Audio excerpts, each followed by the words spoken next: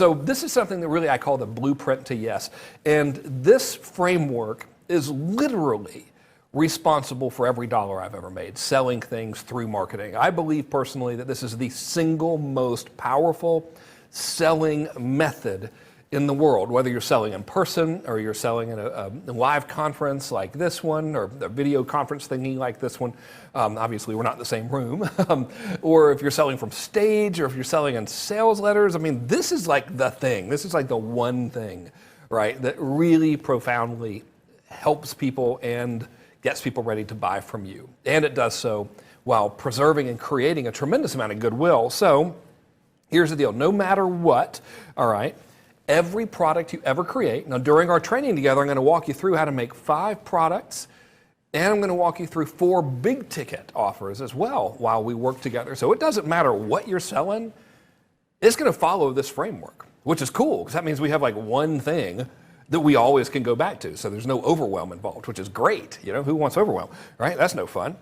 Every marketing campaign ever is going to be dictated by this framework. Now, who's watching this going, you know what? I bet Kern's got something for sale here. Well, you're right. I do. And guess what framework I'm following? This one. You'll see in a minute. You'll literally watch this in action by watching me do it. It's pretty cool. I don't have anything to tell you today during this presentation. I should, though, shouldn't I? What kind of marketer am I? Every dollar, like I said, ever made selling information has been the result of religiously following this framework. And if you follow this, you're never going to have writer's block. You're never going to be overwhelmed. You're never going to be stuck, right? So this is very simple. It's very easy. It's very effective. And I guess the major, probably most important benefits is your products are going to be awesome and your customers are going to be happy, right? How many like customers would I have if my book sucked?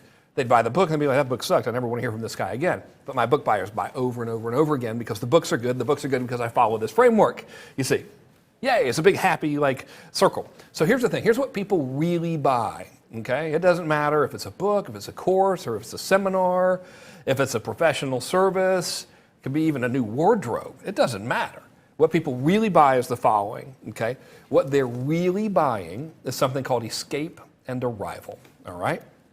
They're trying to escape from where they don't want to be. Now, typically that's not a physical location. That's an emotional state, or it is a situation, right? And they're trying to arrive to where they do want to be. I'll diagram this out for you in a minute here. Now, your job is to simply map out their escape route and help them arrive to where they want to arrive to. And we do this following a framework, and that framework is called the Escape and Arrival Framework. By the way, if you like this, guys, hit the love button. That just sounds funny, doesn't it? Hit the love button on here on the Facebooks. And if you're watching this on Facebook, if you're watching it on my site, share it with your friends, man. Copy and paste that URL. Send it to some friends of yours, assuming you have permission to contact them, of course, all right? So let's talk about this Escape and Arrival Framework. I'm telling you, super simple. You follow this, it'll change your life.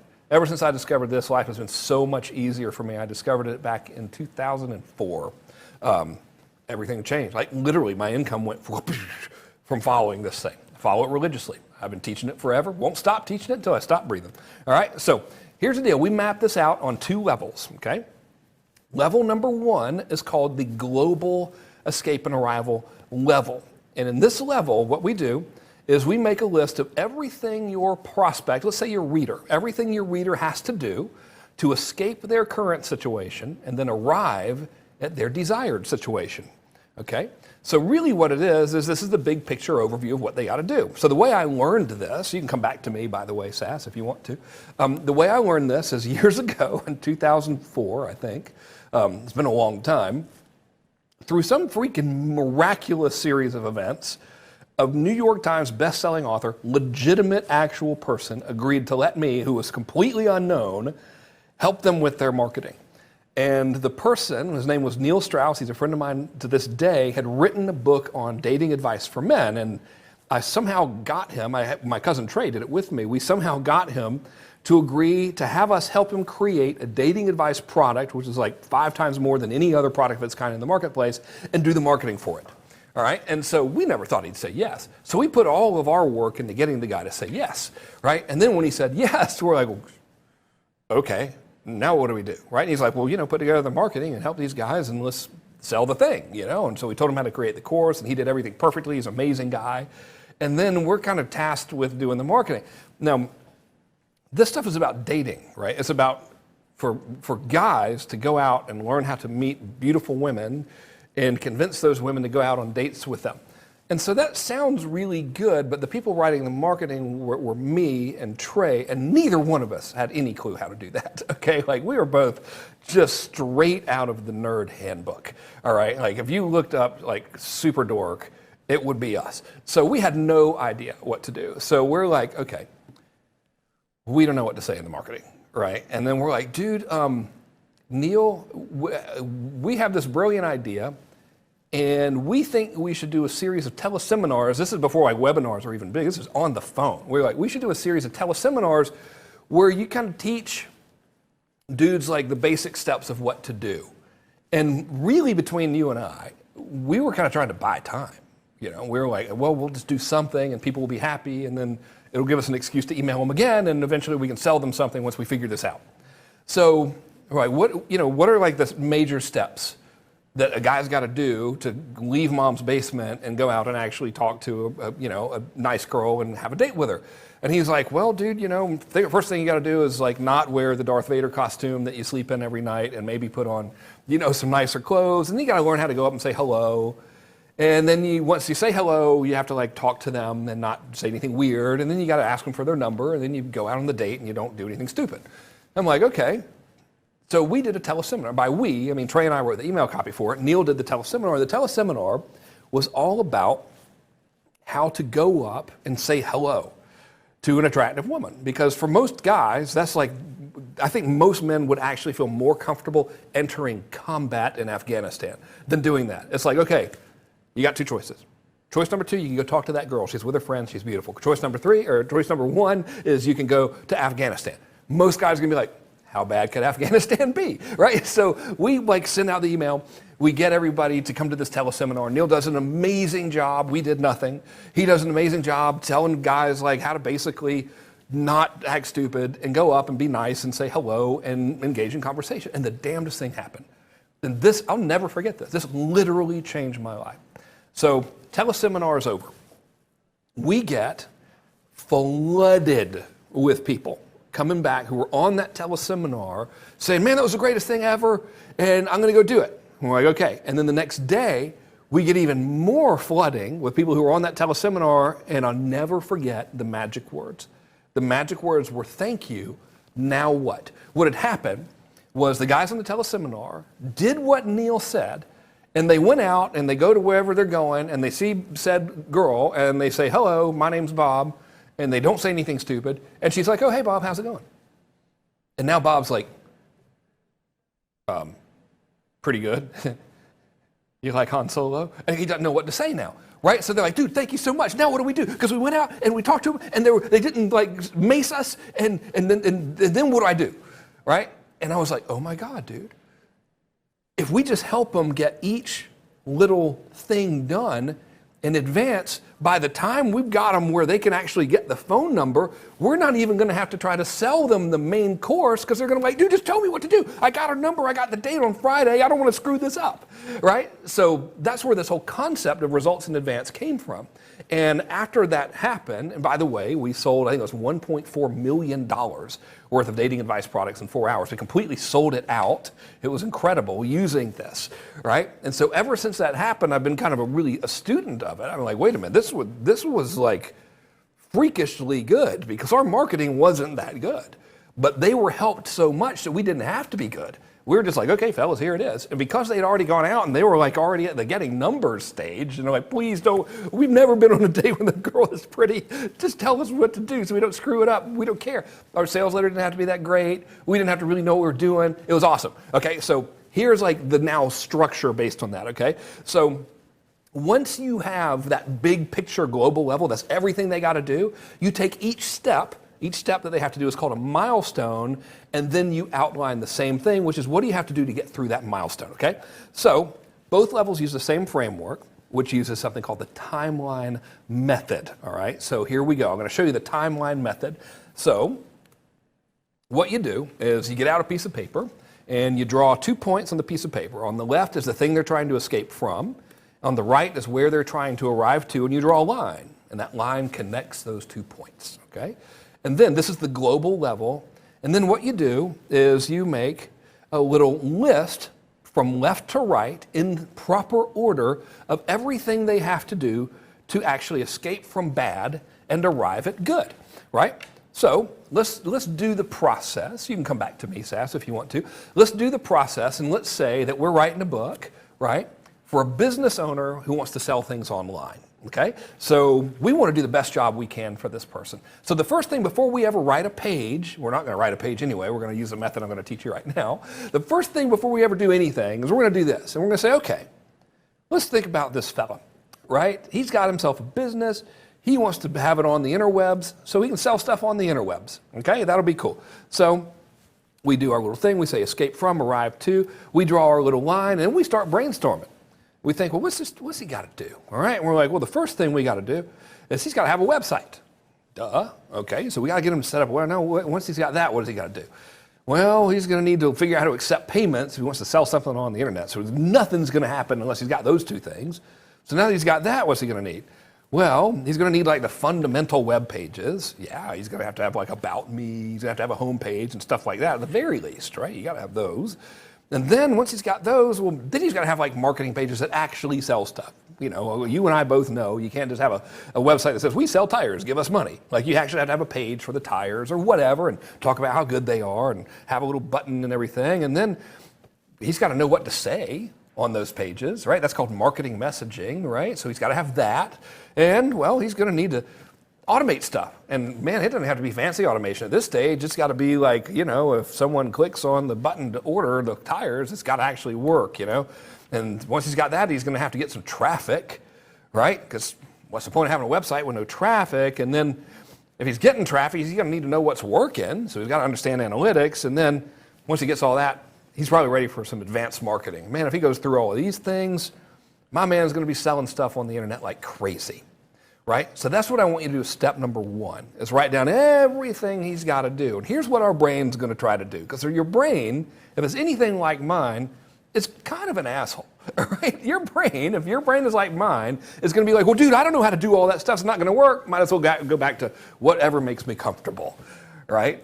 Well, don't listen to it. Because here's the good news. You don't have to teach all of this stuff. You just want to know what it is so you can recognize the parts of this framework that are your areas of expertise. Okay? I'll show you in a minute. All right? I'll kind of tie it together. So have a look here. This thing, the setup website thingy, this is a milestone, right? That's what we call a milestone. He has to reach this milestone in order to get closer. Once he reaches this milestone, now he's got to go to this milestone. So every single one of these things, these are called milestones. Right? So once we identify all the milestones, then what we choose is we choose the milestones that we know stuff about, right? And then we do the same process for those milestones. Let me give you an example, okay? So in the milestone level, we simply do the same thing. We draw this escape and arrive to, and we draw our little points, all right? And that's it. So let's use the example that we're going to walk him through that first milestone, which is how to set up a website. Let's say you know how to do that. That's going to be in your book. You know, first thing you got to do is set up a website. Well, what we do is real simple. We go, okay, on the left, he's got no website. On the right, he's got himself a website. He's just as pleased as he can be, right? What does he have to do to get from left to right? And then we draw it out. So we say, well, number 1, he's got to find a domain. Right? Now, that might seem simple to you, but if it's not his first language, he has no idea, right? And as a matter of fact, I want to bring that up right now. This is a big one. A lot of times, I get this with my inner circle members all the time, by the way. My inner circle members are like, dude, I just don't really know what more I could teach these guys. And here's the thing. Your area of expertise is like your first language. You're so immersed in it that you have no idea how valuable it truly is to someone where it's not their first language, right? You might be like, yeah, dude, you find a domain and you register it, you get some hosting, and like, what? I don't know, what's the big deal? Everybody knows that. Everybody does not know that. I'll tell you a story. Years ago, this is how I actually learned this. It was eye-opening for me. Years ago, my main man John Reese and I were interviewed by Tony Robbins for a product line that I helped him create and launch. It's called the New Money Masters. So a while back, I had the great luck and just a really good time at helping Tony create some offers and some products and stuff. It's cool. Really cool guy, by the way. Awesome dude. So we're there, we're doing the interviews, it's time for lunch, right? And we did, Tony had interviewed John, and John Reese was like unbelievably intelligent. And Tony's like, damn, this guy's smart. And then he interviews me, and he's like, he's got a good personality, And then we go to lunch, and we're sitting there at lunch, and Tony's like, well, how does it work? What you guys are doing? And we're like, well, a lot of stuff we do by email marketing. He's like, so what, you just like sit down and you write everybody? And we're like, no, dude. People go to your website and they opt in, and you can program this entire series of emails that'll tell them to do stuff, and you can even change what they're getting based on what they click. Now, to us, right, to you even, you're probably like, yeah, dude, it's an autoresponder. It was not Tony's first language, right? He had no idea what we were talking about, not because there's something wrong with him, right? Because it's his ninth language. His first language is transforming people's lives through the sheer power of his unbelievable presence and his skill set in that life, right? That's his first language. Selling stuff on the internet was like his 9 billionth language. He had no clue what we're talking about. We spent the entire lunch, it was hours, talking about, yeah, man, so an opt-in kind of works like this, and then you can program an email to go like this, and here's kind of how an email should actually look, and yeah, and then if they click on it, you can actually do this and this, and he's just like, you have got to be kidding me, dude, that's amazing, right? And I'm like, holy crap, this stuff that not everybody knows this stuff. This is amazing.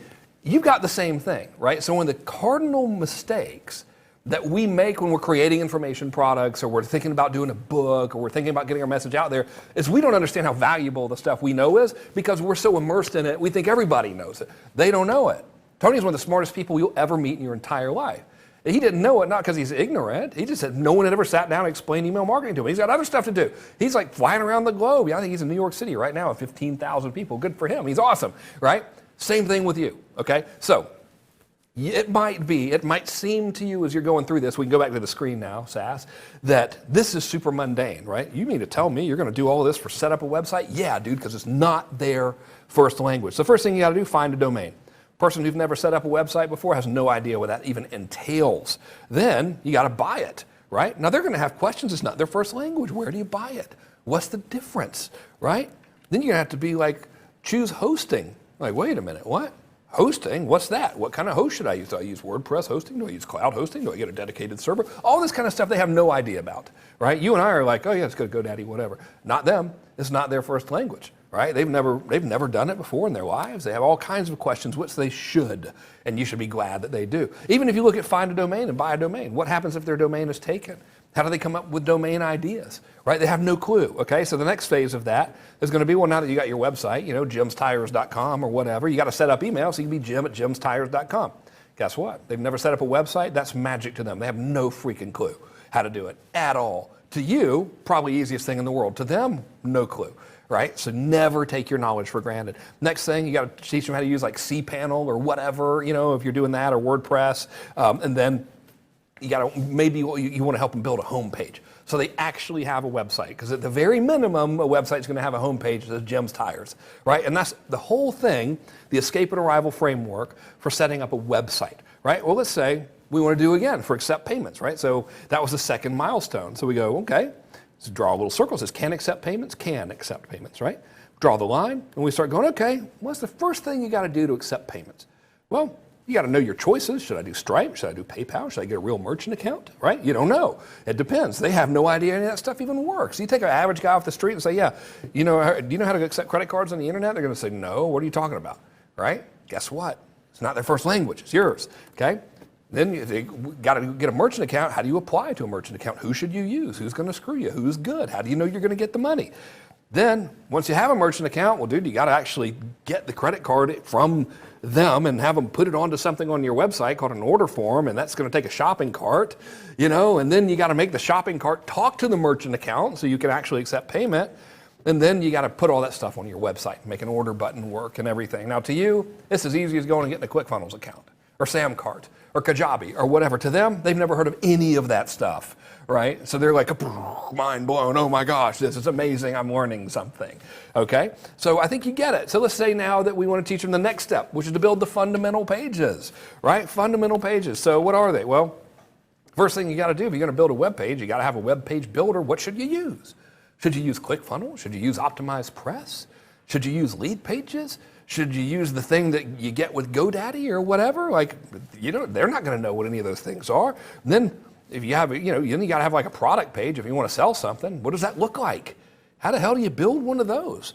What, do you put a picture of your product? And now if you didn't teach them how to do this, their product page would be a giant 7 billion megabyte picture that was taken in high resolution on a web page with a little thing that says buy this, and it would take 10 years to load. You know this, right? You know it from the early days of trying to build stuff online. If you don't teach them how to do it right, that's what their product page is going to be like. So you got to teach them how to build a product page. You got to teach them how to build an order page, right? Whether that's just like, okay, here's how to build an order page in ClickFunnels and link it, or here's how to build one in whatever, Samcart or Infusionsoft or Kajabi, it doesn't matter. They don't know how to do it, okay? Then a thank you page. What do you mean? What's the thank you page? You know what that is, a page they see after they buy stuff. They don't know, right? Your customer has no freaking clue. You're blowing their minds right now. And then you got to teach them how to tie all that stuff together, right? So you get it, right? Now, look, let me show you something. Let's go here. Now, notice that when we looked at the global escape and arrival framework, hang on, look at that. These sound effects make it work better. When we looked at all of this stuff, come back to me, right? We were like, okay, here's the global escape and arrival of a guy. If we're writing a book for someone who wants to sell something online, here's all the stuff we got to do, or that he's got to do. Guess what? Your book, you don't have to have a milestone level escape and arrival thing for every single one of these pages. They might not be your area of expertise. Like for me, if I was writing this book, I would do terrible here, I would do terrible here, I would do terrible here, right? I would do okay here, I'd do awesome here, I would do awesome here, I would do awesome here, not so good at analytics, I would do awesome at advanced marketing. You're probably going to be the same way. You don't have to write the freaking book about every single aspect of this. You choose the ones that are most important that you know and that you can really help them with, and now that's the topic of your book. Okay, so let's move forward. Now, where was I in the dang slideshow thingy here? Let's see. Did the setup milestone, boom, ba-doom, ba-doom, ba-doom. Okay, there we go. Soundtrack, I mean, the sound effects really make it better. Don't you think? That's really something. Okay, so here's the thing. Hang on, I'm losing my voice. I don't usually talk this much. I usually stay in my office in my house in complete silence, listening to Focus at Will, writing stuff for y'all. So I'm not normally this much of a talker. Hang on. My wife and daughter, by the way, have these gnarly coughs. I'm just like, please don't get it. And then I'm like, okay, now I'm making deals. I'm like, all right, God, if I'm going to have to get it, can I get it like Monday? So I can do this and teach everybody. But so far, so good. I don't think I'm going to get it. He tends to do me right. So for me, like I said, see the things that are circled in red there? These are the things that I'm pretty good at, right? This is the world I live in. So I'm making content. I'm making it about this stuff. Marketing pages, marketing messaging, and automation, right? Sometimes traffic, very rarely analytics, and a lot of times advanced marketing, okay? But this is my little world. So how do you actually now use that framework to create a webinar that can be transcribed and now turned into a book? Now remember, at this phase, you don't have to make a webinar that actually sells, the main thing, right? You don't have to like make a sales webinar. But since we're going to build a webinar anyway, I might as well teach you how to make a webinar that sells something, because hey, you might be like, shoot man, screw it. I want to build a webinar that's an awesome pitch, and then I'll make my main thing or my Slack adjuster or whatever based on the pitch, right? So that's what we're going to do. So the one-page webinar framework is the one that I'm going to teach you now, and this thing is pretty sweet. We're doing great on time. This is miraculous that we're actually sticking with the agenda time. Might finish this one early. Don't really know. Not too worried about it. I think we're all pretty laid back bunch here. So let's get cracking. Now, that is beautiful, right? So what this is this is a screenshot of a piece of paper on a notepad. What you want to do is, I don't know if you can quite see it, put it on the screen. There you go. You just want to take a sheet of paper and divide it into 6 square segments like I've got right there. That's it, right? So if you want to be fancy and do it on your computer or something, knock yourself out. I like to use paper because the computer things are a little bit harder for me to use. Okay, so each one of these segments now is a component of your webinar. All right, so here we go. So now look, that's fancy, isn't it? Okay, so we basically have 6 steps to a webinar that works, right? And by the way, these webinars that I teach and the webinars that I do and perform are high content. So I'll tell you in advance right now that other webinar styles will outsell mine, this method, but oftentimes your audience will be left going, yeah, that was a little sleazy. I will sacrifice a little bit lower conversion for a better relationship with the audience because I know if I keep helping them, they'll buy something eventually.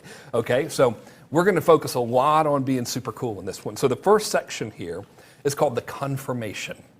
All right, in the confirmation, your job is to confirm that they've made the right decision to attend, right? So whether you're reading a book or attending a webinar or a presentation, you're going to need to sell them on staying, right? Like, have you ever noticed a lot of books say, hey, welcome to this book, here's all the cool stuff you're going to learn in this book? They're selling you on continuing reading the book. When we do a webinar, we need to do the same thing, right? It's very, very simple, though. You also, during this phase of the webinar, you want to introduce yourself to reestablish familiarity, right? Or in this case, actually establish familiarity. You want them to know who's talking to them, right? Kind of basic. Now this part's really, really easy. If I've done everything correctly, and this will be a miracle, you'll actually see the slides here in a minute. Now the next thing we want to do is we want to sell them on staying by telling them what they're getting. So I'll show you some slides from some of my webinars to kind of walk you through how this works, okay? So in my webinar that sells webinars, by the way, this is in the confirmation part. This is me doing the introduction, right? So there's a little picture of me, and it says, hey, I'll say my name's Frank Kern, I'm 44 years old, I'm married, I live in San Diego with my wife and 4 kids, 1 dog and 2 bunnies. Thankfully, we gave the bunnies away. So now I got to amend that with just 1 dog. His name's Charlie Murphy. I'm a marketing advisor to celebrities like Tony Robbins, software companies like Infusionsoft, investment firms like Memphis Invest, and over 150,000 small businesses worldwide. And I currently spend between $35,000 and $90,000 per month on advertising campaigns that incorporate webinars with a measurably profitable return on ad spend. And I built webinars that sell information, products, professional services, and recruiting for financial services firms, and even use webinars to sell actual houses. So that's 1 slide, bing, and that's just me introducing myself, right? Now the way this is really different is a lot of times the webinar ends up being about the person who's given the webinar. And there's a place for that, but that's not what the webinar should really be about. I'm sure you're not watching this right now because you're intensely fascinated with my life story. You're not like, well, tell us about your childhood. That's fascinating. No, you're like, dude, I want you to help me do something, right? Your audience is the same way, so you always want to make everything about them. So notice that was 1 slide. Bing, that was it. Nothing. A slide, 4 bullet points, okay? No big deal. All right, so here's another example. This is the one where I'm telling them, here's what you're going to learn. I'm reselling them on staying. Here's what you'll learn during this presentation. I'm going to show you the 1-page webinar framework for selling, producing, and launching webinars that sell. I'm going to show you the 12-part polite pitch formula that lets you make an offer without being obnoxious or feeling like a sleazy salesperson. I'll show you how to have a webinar presentation that's genuinely helpful to your audience, but still sells like crazy at the same time. 3 bullet points, 1 slide. Super simple, right? Super duper simple. Really no problemo, okay? So now our next phase here is something called the difference. And here's why you gotta have this. Now, by show of hands in the comment section, right? So how many of you guys have been on a webinar before? Obviously everybody, right? Have all of them been awesome? Or have you ever been on a webinar where you're like, this was the biggest waste of time? All I heard was this guy's rags to riches story and then he pitched me. And I didn't get anything useful at all, okay? That's the greatest thing that could happen to your prospects, and that could be the greatest thing that could have been done to them by your competitors. Because what it does is it allows you to instantly stand above, right? And rise above and be positioned as better by simply not doing that. But because it is almost a quantifiable fact, I mean, surely there's someone who's never been on a webinar before, but it's almost a universally applicable fact that everyone has been on a webinar before and they've been on a shitty webinar before and they were disappointed. We have to immediately let them know that this is going to be different, right? Right off the bat. Otherwise, they're like, well, it's the same thing. So we got to grab them, right? So here's what we do. First thing we do is we acknowledge skepticism and objections. Hang on, I need a little water. Now, why do we want to do that? Because every single person is going to be skeptical and they're going to have objections. Like, it's normal, right? What do you think? People are going to show up on the webinar going, everything this person says is going to be true. It's going to be amazing. I have absolutely no objections. No, dude, they're not. Everybody has skepticism. We might as well address it right up front, right? We also want to magnetize the audience by polarizing them. Your webinar is going to be made up of two groups of people. People you want as customers and people you don't. You will be magnetic to the people that you want by being repulsive to the people that you don't want. So we want to do that as well to further bond with the good ones. And these two actions here, what they're going to do is they're going to help silence the audience's inner dialogue. This otherwise going to be asking like, yeah, but what about this, right? So notice how earlier I was like, hey, look, you notice that we just put all of these things on this escape and arrival framework.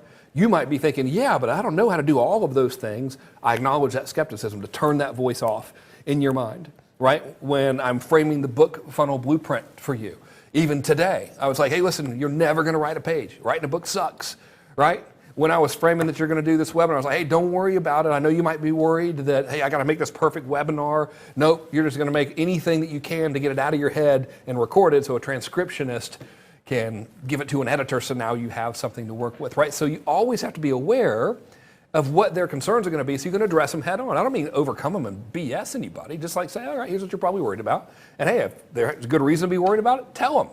You'll like immediately differentiate yourself. And they're going to trust you more because you're, God forbid, 100% honest with them, right? Novel concept. Okay, so let me give you some examples, right? In my webinar that sells webinars, I know that one of the biggest objections people have when I'm like, hey, you know, I've sold webinars and here are the results I've had and it's been really awesome, et cetera. One of the things going through their mind, if they know me, they're like, well, of course it's worked for you, dude. You're Frank Kern. You have magic powers. You have a big list. Everybody already knows you. It can't work for me because nobody knows you, right? So what am I going to do? Ignore that? No. They're going to be thinking about it the whole time. Everything I say is going to be tainted with that belief of theirs. But if I come right out up front and I say, you know what? I got a confession to make. Of course I've got an unfair advantage. You know, I've been doing this since 1999. A lot of people already know me in the industry. I got a huge list of people. Some of them even like me, right? So I come right out and acknowledge that skepticism, right?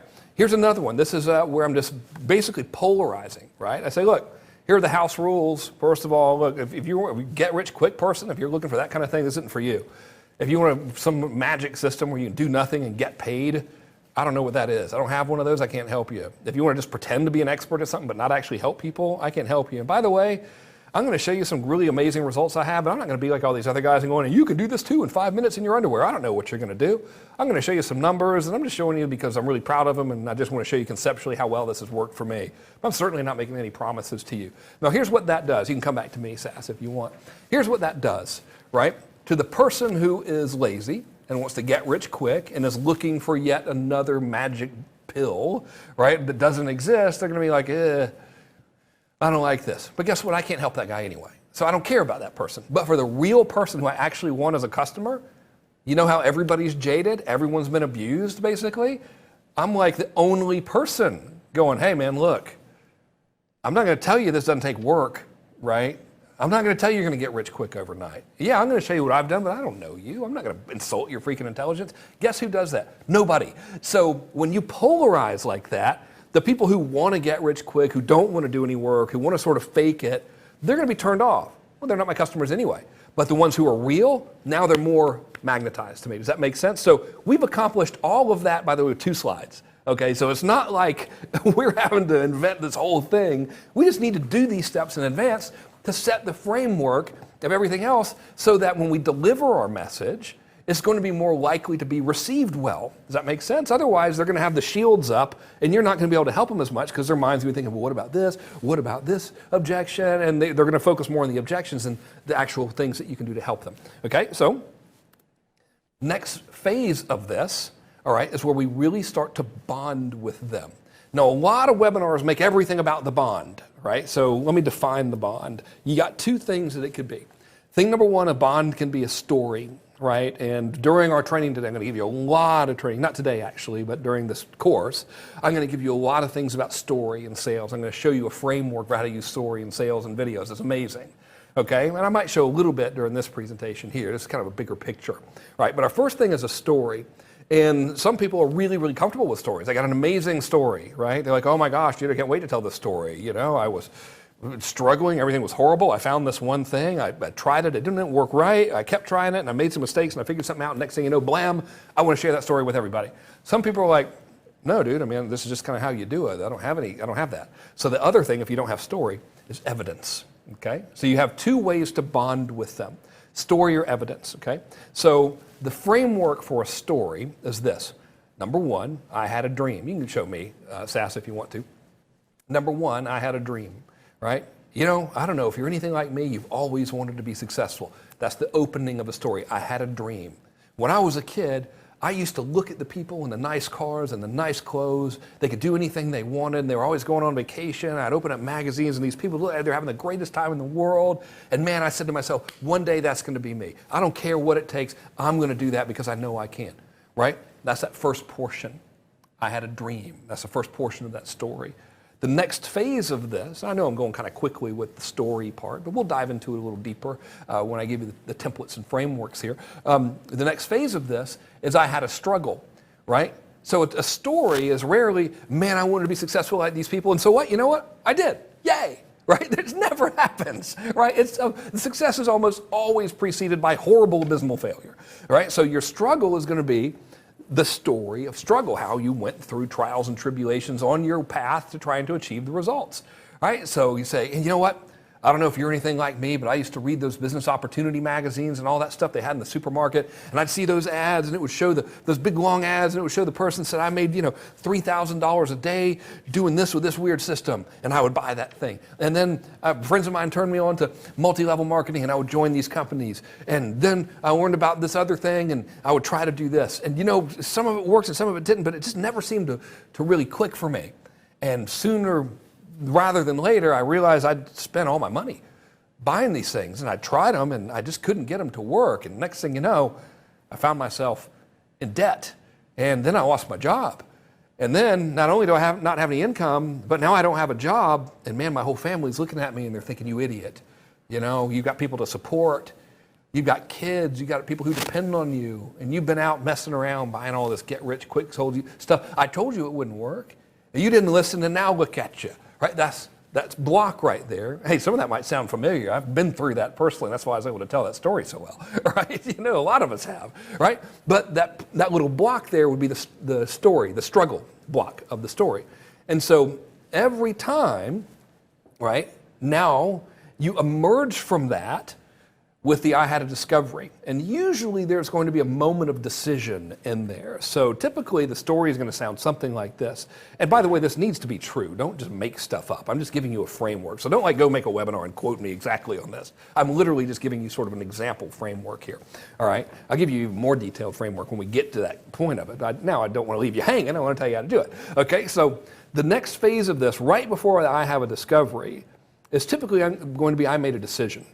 Right? So it could be, and I'm there, and I'm standing, and I'm alone.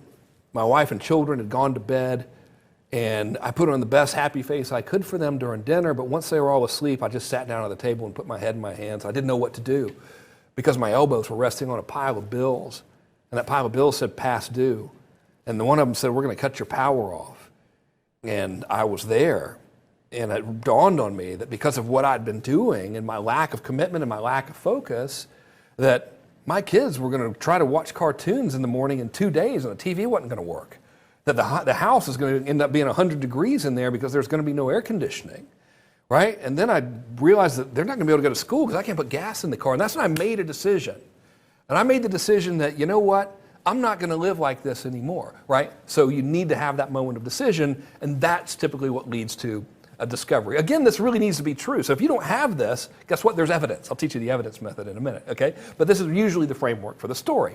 So now the part is I made a discovery. And that's when I decided, so I'm going back now into just sort of loosely off the top of my head scripting this, and it was in that moment of decision that I decided, you know what? I'm not going to pay attention to any of this get-rich-quick stuff anymore, ever again. I know that people have been incredibly successful building real businesses, and they did it through hard work, and they didn't try to cheat the system, and they've written books on it. And I went out and I found those books, and I found books by men like David Ogilvy, and I found books and materials by men like Gary Halbert, and I read things by Claude Hopkins, who was the father of modern advertising. And as I was reading this, I was like, oh my gosh, this is the most brilliant thing I've ever heard. And while everyone else is out there trying to sell this invisible air stuff, what would happen if I just took their principles and applied them to modern day marketing and tried to market my business that way? And that's when I made the discovery. that if you take old methods and apply them to today, it actually works better today than it did when they were first invented. Now, actually, all of this is true in terms of my making that personal discovery. But again, I'm giving this as an example. So now you made a discovery, right? And then now your part is here's life now. So now you say, and fast forward to today, I've got more customers than I can handle. We go on vacation wherever we want to. I haven't looked at a menu price in 10 years. I have no idea how much our car payments are because for all I know, we wrote checks for them. I don't even have to handle that kind of stuff. Like, whatever it is, here's life now. What doing this does is it opens the audience mind up to be receptive to the next part of this, which is you're actually delivering them the content. So when you say, I made a discovery and I discovered this stuff, your content is you teaching them some of the stuff you discovered. Okay, now, what if you don't have a story, right? What if you're just boring? You're not going to be boring. You know I'm kidding, right? But hey, what if you don't have a discoveries thing? What if there's no story or you're uncomfortable doing that or whatever? Well, the alternate side to that equation is to use evidence-based thing. So I did that when I sell consulting. Right? So I have a consulting class. Obviously, I do. It goes along with this book right here, right? So here's the book, right? So if they buy this book, they'll ultimately see a webinar that sells my client acquisition system. Okay? Well, in this webinar, there is no story because I don't really have a dramatic story for how I got into consulting. I mean, what am I going to say? Yeah, back in 1999, I started selling things on the internet. It was pretty hard at first, but then I got really good at it and I made a crap ton of money. And then I was like, man, I've really always admired marketing consultants. I kind of want to see what it's like to be one. And I wrote a letter and it worked. And then I kept doing it. Next thing you know, I got all these clients and life is amazing. Like, that's not a very compelling story, right? I don't have any drama. So I was like, well, I don't want to make anything up. Instead, I'm going to use evidence. So in this case, what you can do is you can gather a lot of evidence that demonstrate and prove that what you're saying is possible, actually is possible. So the point that I try to make in my webinar that sells my client acquisition system is that, hey, consulting is no joke. Consulting is a huge industry, and it's projected to grow. When everything else is kind of going to hell in a handbasket, we're one of the only industries that are going. And so this stat I have here on the screen is actually from the U.S. Department of Labor Statistics, I think. And this is incredible, right? It's supposedly growing by 80% by next year. That's crazy, right? 83%, that's awesome, So you can also give evidence and say, and here's all the facts of the research I've done. I'm going to give you an example of that, by the way, tomorrow when I present. I'm going to give you a real webinar tomorrow. So I'm sort of almost telling you how I'm about to do something in one of the trainings I can give you tomorrow, right? So now the next phase is going to be the payoff. Right? And this is really why they're here, okay? So the payoff is critical, all right? Let's see here. I want to make sure I got my slides in order. Do you have your slides in order there, Kern? Let's see, something. Do I have them in order, ladies and gentlemen? Yeah, okay. This is the part they can edit out of the finished product, you know what I'm saying? All right, so, let's get over there. Guys, it took forever to make it where the stuff would appear like that on the screen. Okay, so now we have the payoff. So here's the thing about the payoff, right? Remember when I showed you the escape and arrival framework? And remember I was like, look, you don't have to make your book about the 7 million things they have to do to get from frowny face to happy face. You just have to make your book about like 2 or 3 of the things you're really, really good at. That's what I mean. So when you outline that, that's where this goes, right? And you want it to be immediately actionable information, okay? And you want it to be immediately actionable information for 2 reasons. You can come to me, Sass, if you want to, all right? Number 1, when you build this webinar, it's going to go into a book. Now, guess what? If you sell somebody a book, even if it's only $5, and they read it and they're like, theoretically, this sounds pretty good, but I don't really know what, then they're never going to want to buy anything from you again. Remember the focus of the book? What it needs to create? It needs to create a buyer with what? 2 things, remember? What were they? Confidence and capabilities.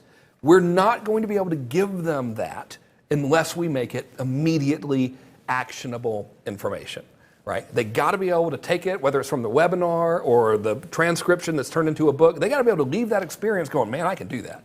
That's great. You want to give them confidence and capability because that'll fuel the buying, right? They'll be more receptive to buying, and plus it's a cool thing to do. Well, you don't want to waste anyone's time. You want to help everybody. Hey, here's a novel concept. More people you help, the more money you're going to make, right? Kind of a golden rule there. Kind of an unescapable reality over time. So we might as well embrace that and help as many people as we can. Okay, so here's the payoff. Three ways we can influence people, right? Only three ways possible, okay? Here's why you want to do a good job here. So number one is we can talk about how good we are, right? Now, if you go back and you look at most marketing that you personally are exposed to every day, like go through your inbox, right? It's going to be one of these two. It's going to be, hey, I'm really awesome, right? Look at me. Look how big my house is. Look how many cars I got. Give me some money. Okay, that's one. You've seen it, right? And so you make fun of it and stuff. I mean, it's kind of funny. The other one is going to be to have others talk about how good you are. Go to your inbox right now. Read the latest affiliate promotion you got. It's going to be one of these two, isn't it? Actually, don't do it right now. We're trying to get some work done. But when we're done, just go look. Go to people whose list you're on and be like, I'll be damned. It's either going to be the guy talking about how amazing he is, or they're trying to pitch someone else's stuff, and they're like, this dude's amazing, right? Guess what? Both of those work. I bet you thought I was going to be like, those are stupid and they never work. No, they work pretty freaking good, right? You know what works better? I'll tell you what works better. The most effective thing ever is to demonstrate how good we are. Look at that, in all caps even. Demonstrate how good you are. I'll tell you something. I mean, let's think about this. If I were to come up to you and say, don't tell anybody this, all right? Be cool about this. But dude,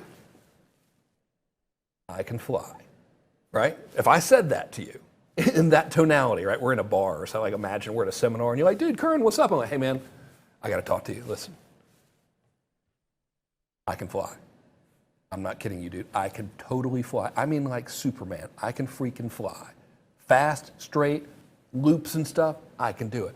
You're going to be like, okay, right? Now, some people might believe you. Like you might be like me. I believe anything. You could tell me anything. I'd be like, that's the damnedest thing I've ever heard. Can you know this dude can fly, right? I'm just like that, right? So that's one way I could try to influence you into believing I can fly.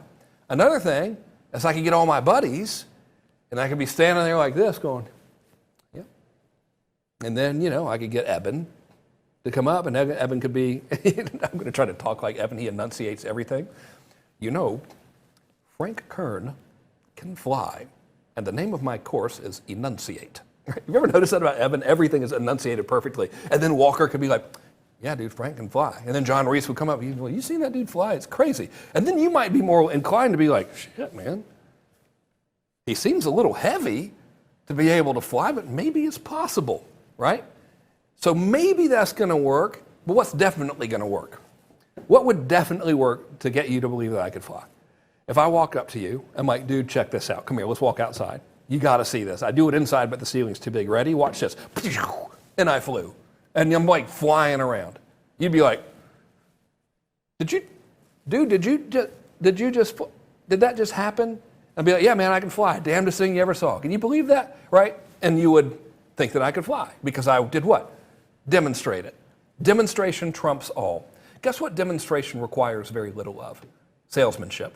It requires very little arm twisting, right? It requires very little being obnoxious, which makes all of us uncomfortable. It's just like the oldest trick in the book. I always make this joke. I say, here's how we're going to get them. We're going to use the oldest trick in the book. Are you ready? We're going to demonstrate we can help them by actually helping them. That'll teach them, right? Because it works better than anything else, right? And the reason it's better, actions speak louder than words. Right? One of the oldest sayings in the world, actions speak louder than words, right? So your real money, ultimately, by the way, the reason you really want to do a good job of this is A, because it's cool and it's going to help you sell more and it's going to have goodwill and you're doing the right thing. But B, let me ask you a question, okay? Let's say this is a webinar right now and we're on the webinar and I'm going to sell something. I don't have anything to sell right now, by the way. But let's say that I did. And I'm doing a good job, and we're in rapport, right? I think, like I looked at the comments a little bit, like during our break, and people were really nice. I'm like, oh, this is great. People like this, right?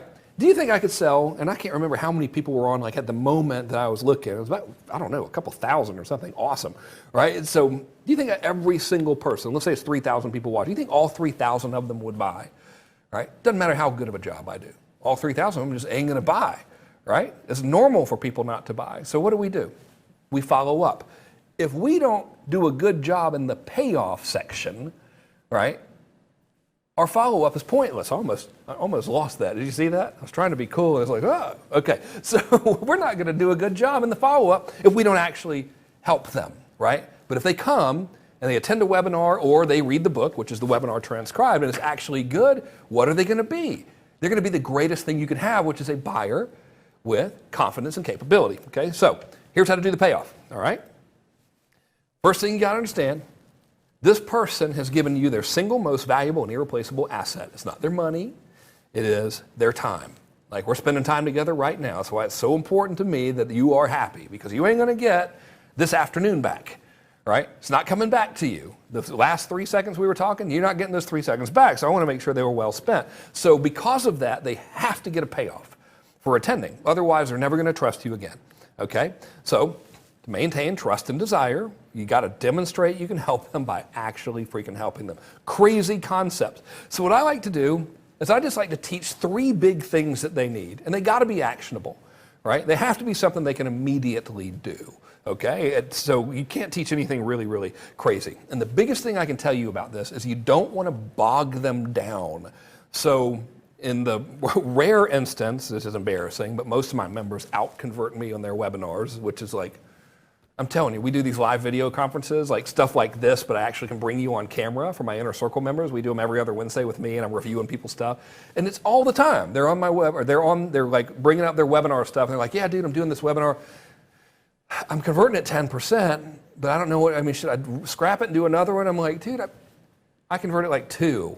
Why is everyone doing so much better than me, right? But in the rare time when they don't do better than me, and when they're really struggling, it's because they bog it down right here. So what does that mean? Okay, so what you want is a bog-free payoff. So let's say our webinar is about list building, and we're doing it. We're going to write a book about list building. We want to transcribe the webinar, have it turned into a book about list building. So one of the things we might want to teach them is you have to have a good opt-in page layout, right? That's really important. You're not going to build the dang list if your opt-in page is all screwed up, right?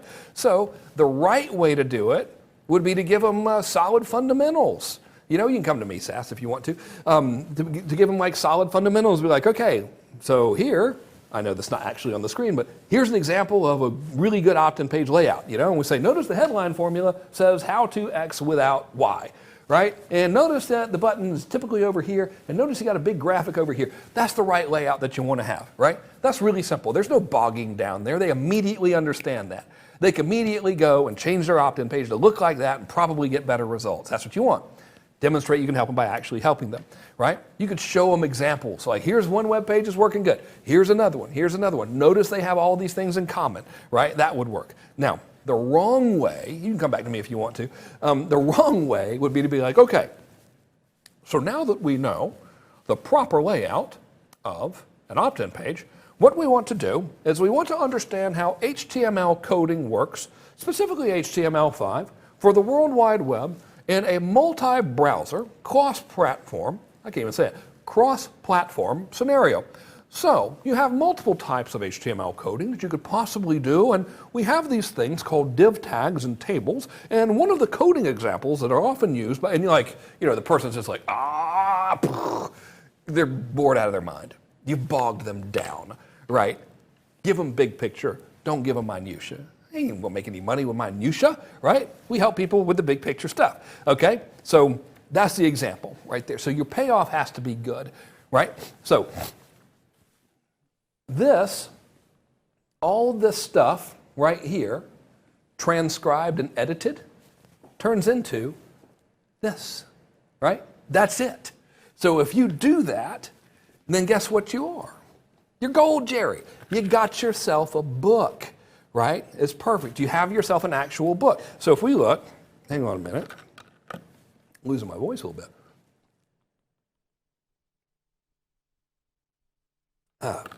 I got to tell you, it's a little weird just sitting here drinking camera with all these people, or drinking water on camera, everyone watching. Hang on. Wish there was a cooler way to do that. You know, is there a cool way to drink water? Like, yeah.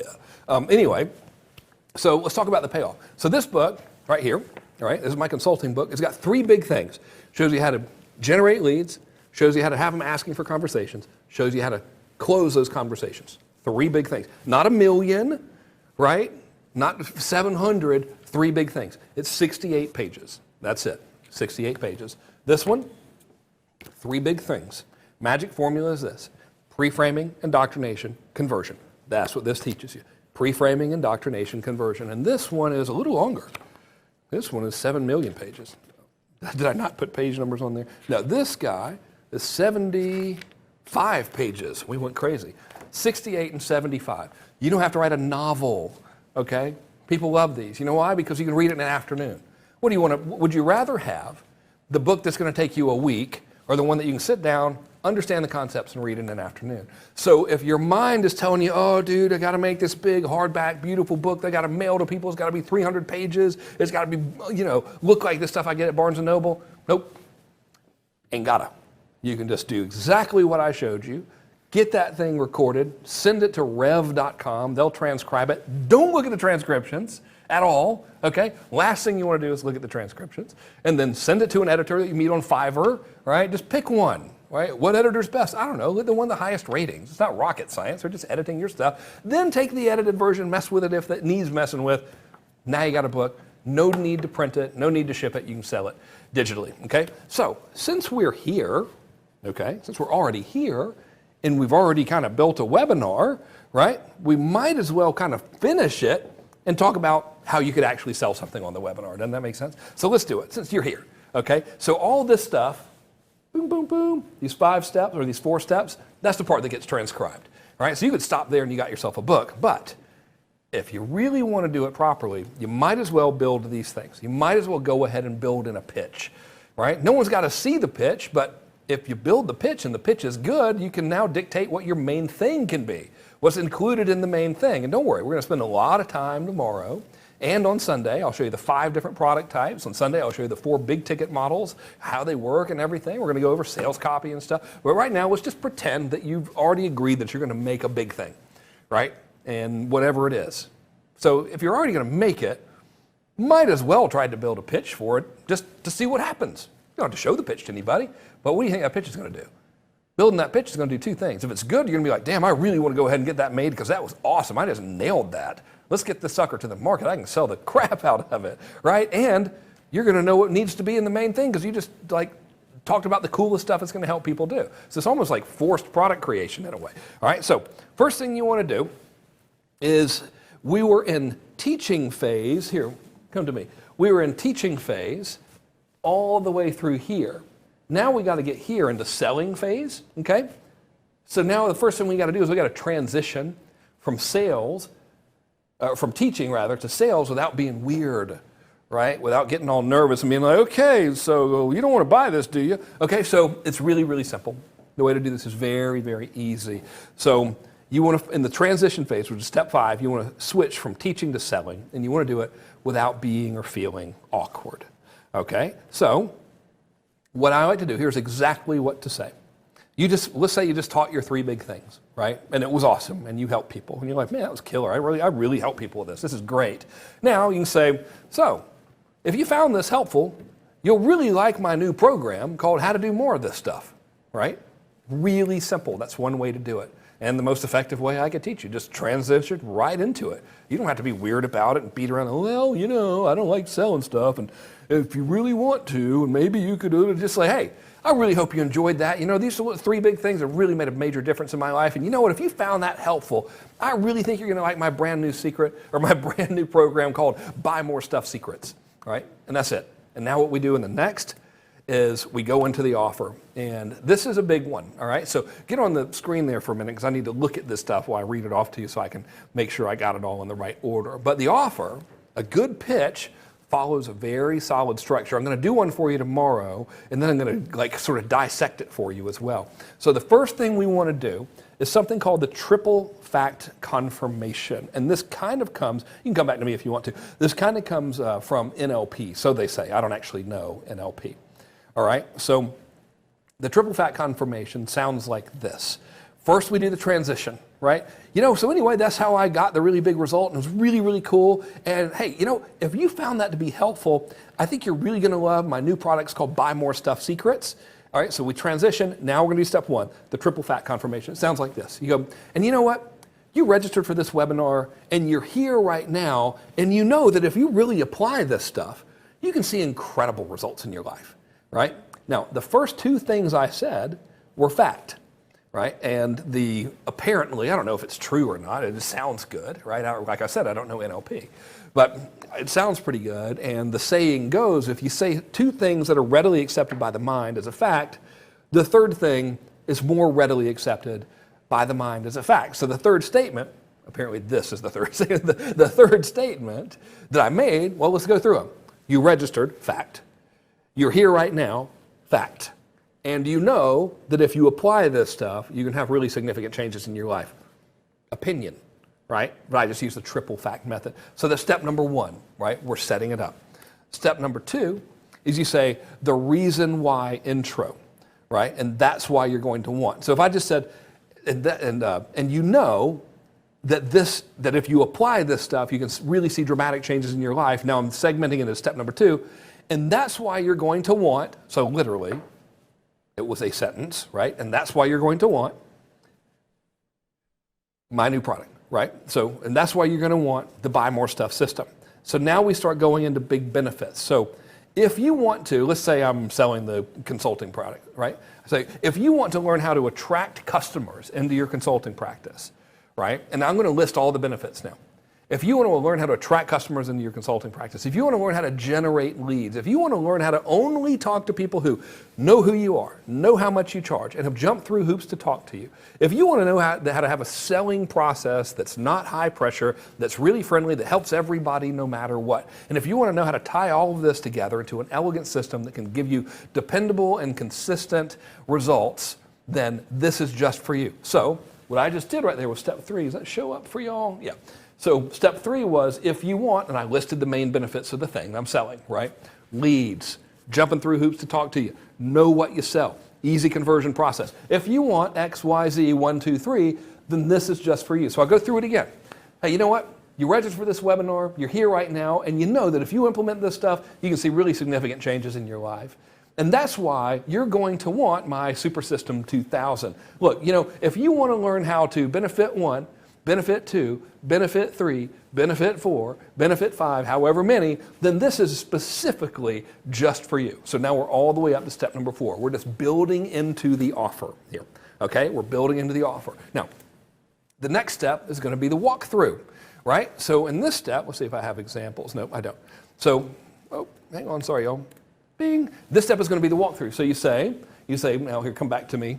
Oh yeah, thank you. So this is just for you. So what you're getting is, and now you actually walk them through the product. So let's say it was my client acquisition system, right? Which is actually awesome. Some of you guys might have it. If you do, let me know you like it. I always like to know I help people, right? So you would say, yeah, so this is just for you. So here's what you're going to get in the client acquisition system. In week number 1, we're going to identify the perfect model for you. We're going to actually figure out the best schedule, and we're going to figure out how to manage everybody. In the second week, we're going to find out who the people are that are most likely to pay you what it is that you want, and we're going to learn how to cut out tire kickers and people you have to chase from your life forever. In week number 3, we're actually going to find the most attractive bribe we can give to them in order to get them to raise their hand and say to you, hey, listen, I need help. In week number 4, you're going to learn the exact scripting and the exact system to have these people asking you to talk to them, knowing full well who you are and what you charge and how you do it. And finally, we're going to show you exactly what to say to those people once you are on the phone with them that'll turn them into paying clients without you feeling like a sketchy salesperson, right? So notice I just did the walk through there, okay? Telling them really here are the benefits. I did it kind of quickly, right? Because I'm not trying to pitch you this thing right now, but that's really how you go about doing it, okay? So that's step number 5, all right? We're doing pretty good on time too. How do you like them apples? All right, so that's step number 5.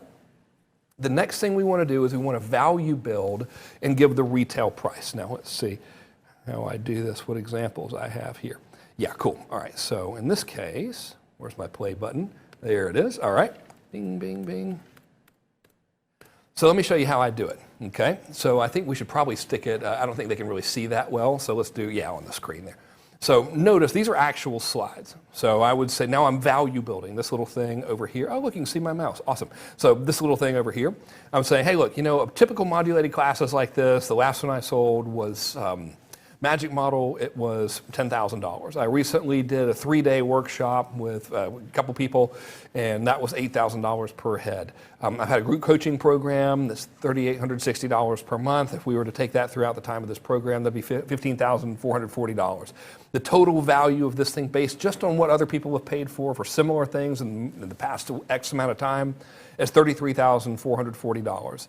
Right? So I'm building the value there. And now what we want to do is we want to do something called a value drop. Now here's the deal. Don't make this up, okay? Don't be lying. Don't be saying, yeah, this sells for XYZ and you've never sold it before. Just say, hey, other people sell stuff like this for this amount of money, right? And if no one ever sells anything like that and you don't have an actual value build, you could say, listen, frankly, I've never sold this thing before and I'm not sure I ever will again. This could potentially be a very limited offer, but you know what? What would it be worth to you if you got 10 new clients in your practice just by focusing on the people who are most likely to pay you? Well, if your average client is worth $2 and you got 10 of them, that would be $20,000 in value right there. You could also do it that way. Point being, please don't make stuff up. So our next phase here is we want to give a retail price because this is going to allow us to do a further price drop. So I can say something like, but I'm not going to charge you $33,440 today. Instead, if you enroll today during our time together, you can have it for 3 payments of $3,800.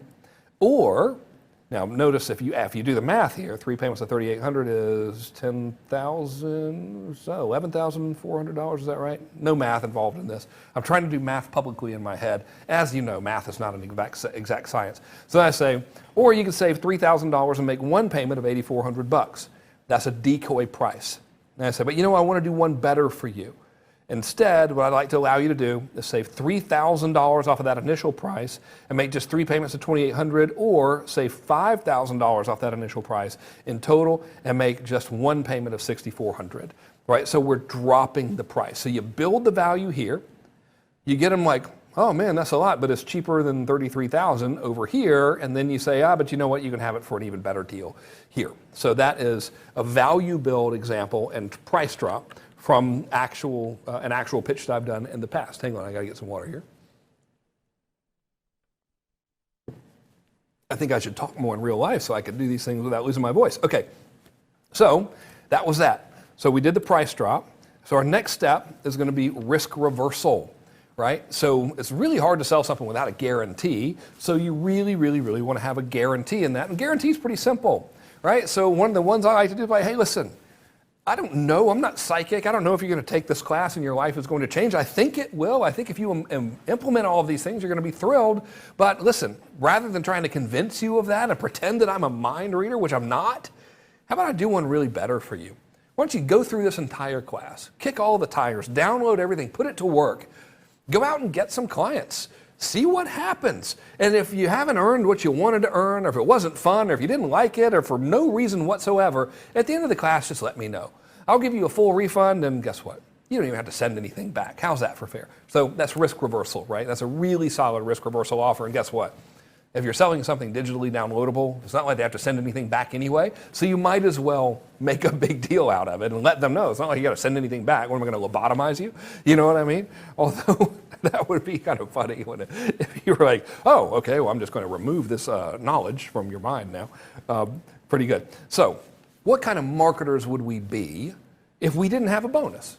We'd be terrible marketers. That's marketing 101. So after you do the risk reversal, now you want to offer a bonus. You want to say, but you know what? If that is not enough, if this discount and me being willing just to let you have it for nothing if it doesn't work for you, or if you're not happy for any reason or no reason whatsoever, if that's not enough to push you over the edge right now, I want to do one more thing for you that'll be really special. I decided to give you this bonus, and your bonus should always be very, very valuable. Ideally, the bonus is going to be as valuable or more than the thing that you're selling in the first place. Now, you don't have to have one, right? You can do it without a bonus. I've done it without a bonus, but which is going to work better? Bonus, no bonus, right? Now, no bonus is better than nothing at all, okay? So I can guarantee you're going to make more doing something than if you do nothing, but if you can, add a bonus, right? Step number 10 is simply to recap, right? So you just position your bonus, and so now you're like, okay, so to recap, here's everything you're getting today. Number one, you're getting the Super Duper System 2000. Here's what we're going to do. Week number one, we're going to do this. Week number two, we're going to do this. Week number three, we're going to do this. This is going to be absolutely amazing, right? And by the way, similar things are sold for $34,000. I'm not going to charge you $34,000. If you order it today, you're going to get this ridiculous discount of 87% off or whatever. You can have it right now for $6,400. Okay, so you do that. And then you say, and by the way, like I told you, if you don't think it's the greatest thing ever, let me know. I'll send you back all your money. You can keep it anyway. Look, I don't want, just keep it. Who knows? Maybe you'll revisit it. Maybe you'll get better results down the road. If you're happy, I'm happy. I just want you to be successful. Okay? And then, by the way, if you take advantage of this during the special presentation, you're also going to get this bonus. Okay? Now, I've already said that stuff before, but you got to recap, right? You have to recap. So even the stuff that we pay for, we don't retain, right? So you got to tell them over and over again what they're getting. All right, so now we're going to recap. And by the way, when you order during the special promotion, you can also have this bonus. This bonus sells for X billion dollars. Here's what you're going to get in the bonus. Should you try to really hard to build the value of the thing in the bonus? Yes or no? I mean, it's a bonus. It's free, right? I mean, if it's free, why do you have to tell them how great it is? Because, dude, you always have to try, right? You got to sell everything. Okay, everything, you got to build the value in every single thing. So yes, build the value in the bonus. So by the way, this bonus is worth, whatever it's worth, and here's what it's going to do for you, and really tell them how that bonus is going to help them. You don't want to make them want to buy that freaking bonus, right? So now you've recapped everything, okay? And finally, here's an example of it, but I just walked you through an example, so I don't need to be redundant. Okay, so the next thing we want to have in this equation is scarcity.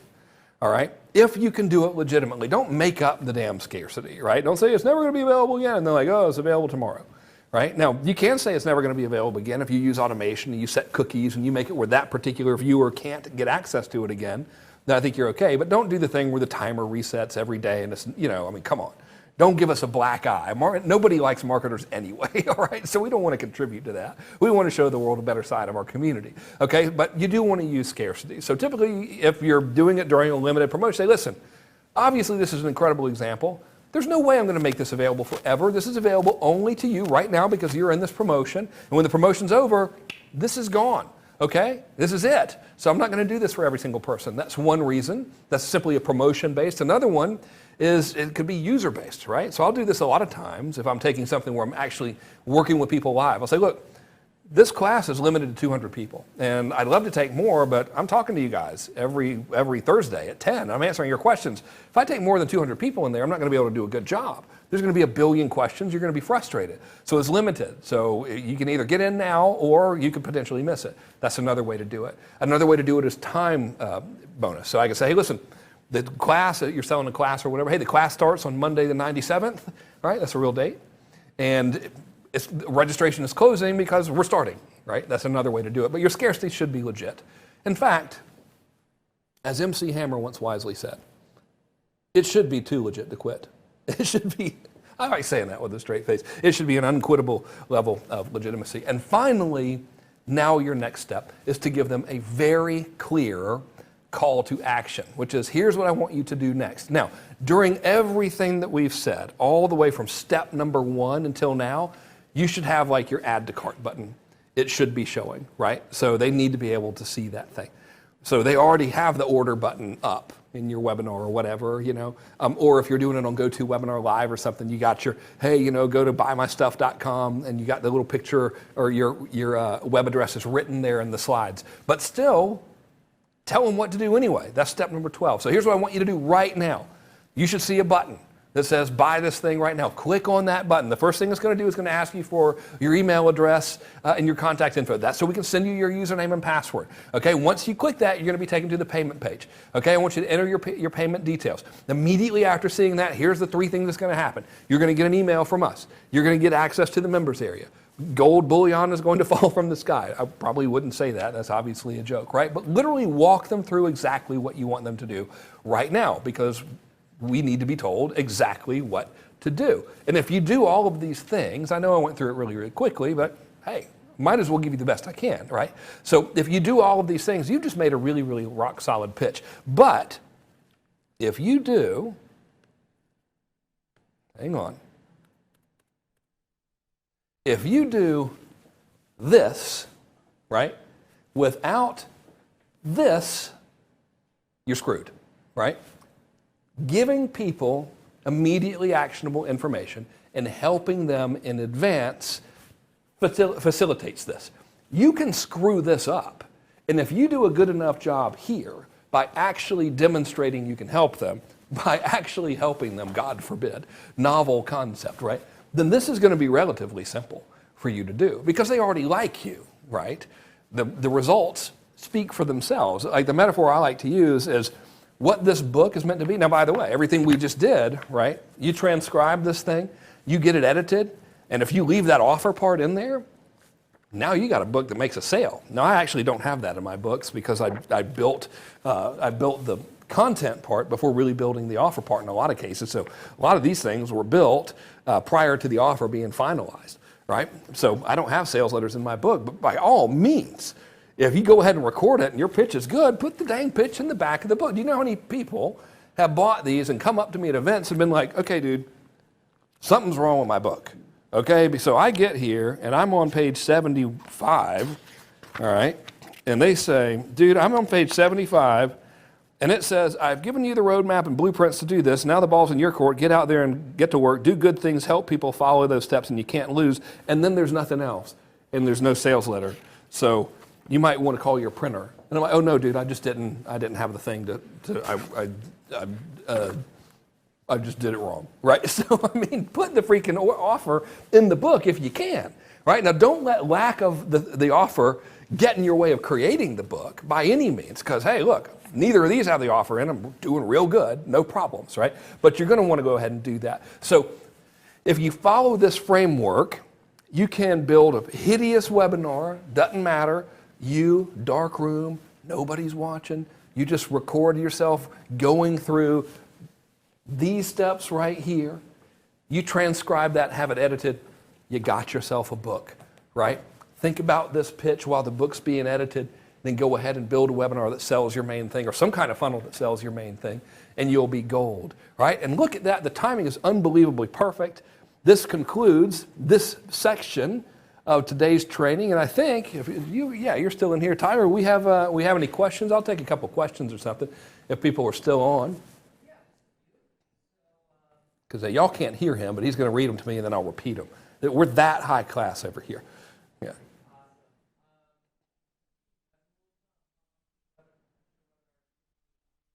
Dude, it doesn't matter. Well, you don't want to have like 10 minutes. I've had them 3 hours. Actually, the pitch. Oh, you're insinuating that they're not psychic, and y'all were unable to hear him because he's not mic'd up. I see. Aren't you fancy? Okay. The question was, how long should the webinar typically be? Sorry. Dude, make it, ideally, make this part, around an hour to 45 minutes, and then your pitch part can be forever, right? As long as you're actually providing value and doing a good job in the pitch, it doesn't matter. You just want to make sure this is good. But you should have this, steps 1 through 4, be about 45 minutes to an hour. I have had them be around 3 hours long. So a lot of mine will go on forever. And I overdo it. Every time I overdo it in the payoff. So my webinars don't convert as well, but again, I don't care, right? A webinar to me isn't to make a sale. A sale is a very good byproduct of a webinar. But what a webinar really is for me is to demonstrate value, get a couple of sales to make it worth doing, but then I know in the follow-up, the people that attended that thing, if I do them right, over the next couple of days, they're going to buy even more. Okay, let's see. Oh, now he's coming. He's coming in. Y'all be cool. Tyler's coming.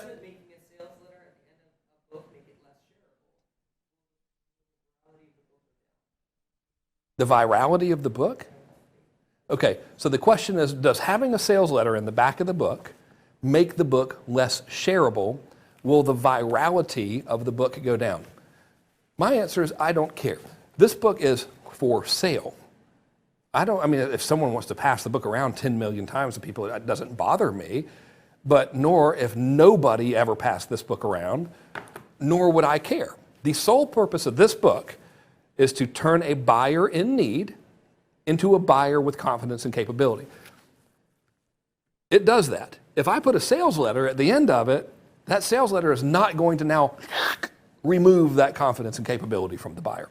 So, no, I don't think it would hurt. And if it did hurt the shareability and virus, I wouldn't care, right? Because it doesn't matter to me because that's not why I write books. I write books to get buyers and help those buyers and turn them into buyers with confidence and capabilities so I can continue to help them.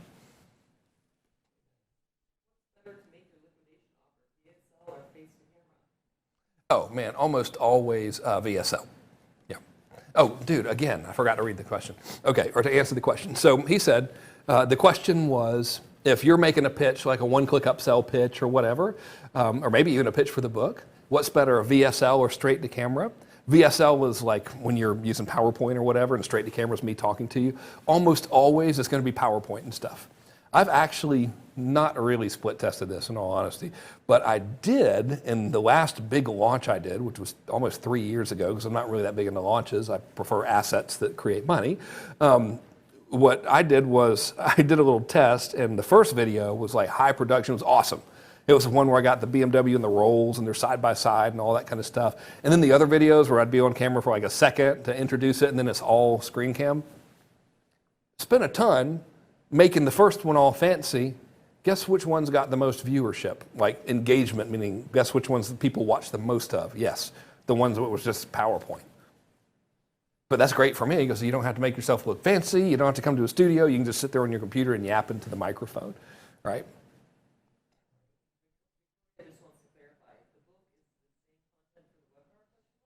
Yes, the book is the same content as the webinar. Yep. Now you can go back, right, and make your pitch webinar different. So what I just told you to do is to build a webinar that really the focus of that webinar. I showed you this just because, hey, while we're making a webinar, I might as well show you how to make an awesome webinar, right? It would be remiss of me to be like, okay, I'm not going to show you these other two parts, right? I'm just going to be a butthole, right? So no, I wanted to show you everything I could. But that first pass at it is to get the content of your book out of your head into a usable format so you can turn it into a book. Otherwise, you're going to be like this, staring at the dreaded blank page, right? That's what the dreaded blank piece of orange construction paper going, chapter 1.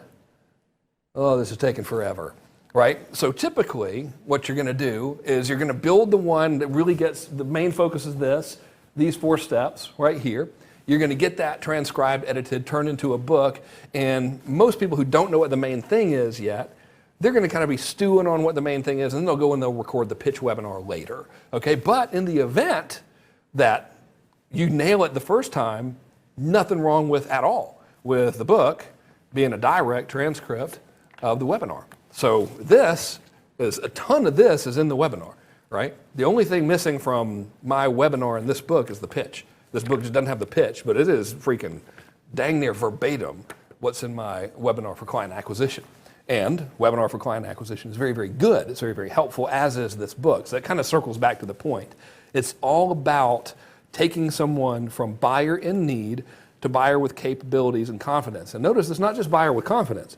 It's buyer with capabilities and confidence. So that's why this sucker right here, it's got to deliver, man. It has to be really freaking good in terms of what you're telling them to do, right? That's it. So if you get it on the webinar, get it recorded, transcribed, edited, you got yourself a really, really good book. Right. You got some people who have books in other spaces like CreateSpace and Kindle, pull them off those platforms and sell them digitally as you described? I would if your mission is to have a book funnel. Oh, thank you. I keep forgetting to do it. I'm so sorry. So the question was, I don't know why, I just assume you guys can hear what Tyler says with no mic. If we have a mic, if it would be easy to mic him up, let's do it. If it's a pain in the ass, we won't. And you can just be off camera if you want to. You can be like the disembodied voice, you know? Like, yeah, that'll be like a phantom, like, does he exist? So the question was, if you got a book on CreateSpace or Amazon or something like that, should you pull it off of there and sell it digitally? I don't think you have to pull it off of there, but you should definitely sell it using a book funnel. You can do it digitally. You can do free plus shipping. You can sell it whatever you want to sell it for. But it's going to be hard to do it in the book funnel context if the orders are being processed through a third party like CreateSpace or whatever, because you won't be able to do the one-click upsells. Amazon, I don't think you get the customer data, so you can't follow up with them, etc. So if it's working over there, don't take it off, but augment it. For example, our man Dean Graziosi with Millionaire Success Habits, you can go buy that on Amazon all day. Right? You can also buy it from his book funnel all day. He sells about 250 of them a day through his book funnel, profitably. Wonder where they got the funnel structure from. I know this, right? He's a good friend of mine. Walked him through it. So if it ain't broke, don't fix it. Just add to it, right?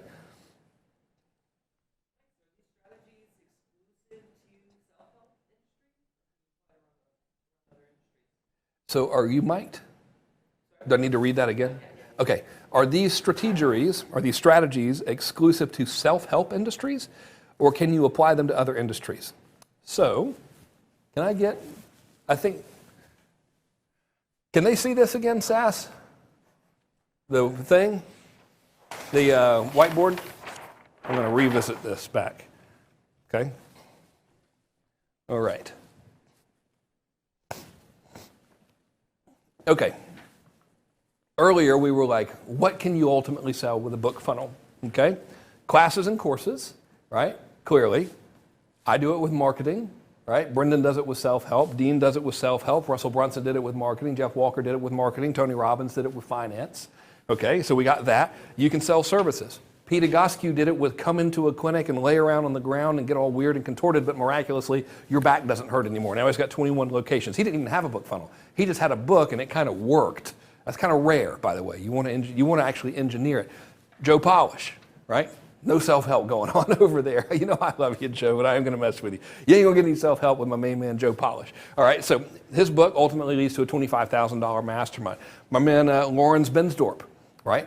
His book goes straight into coaching for learning how to trade stocks and stuff. Body for Life, which was Bill Phillips, sold consumables. All right, so they buy the book. The book is like, hey, you need to make all these shakes and stuff. Use this Myoplex thing. All right, ended up selling EAS for a couple $100 million, I think. Don't quote me on that. It was hearsay, but a lot. Enough to where he was like, yay, you know, that's really cool, right? Of course, continuity is what my main thing is, right? So I have the current inner circle, which is great. You can use it to sell consulting. So really just about anything it can be used for. You don't have to pigeonhole it. My buddy Matt Zagula, a client member as well in the inner circle, financial services, right? Ain't no self-help going on with Zagula either. He's a friend of mine as well. I can tell you that right now. He is far from the self-help space. So book funnels work. I'm not comfortable saying they work universally. I mean, surely there's somewhere where it wouldn't be appropriate. I just haven't seen one yet, a market where it wouldn't be appropriate. And by appropriate, I mean it wouldn't be helpful, right?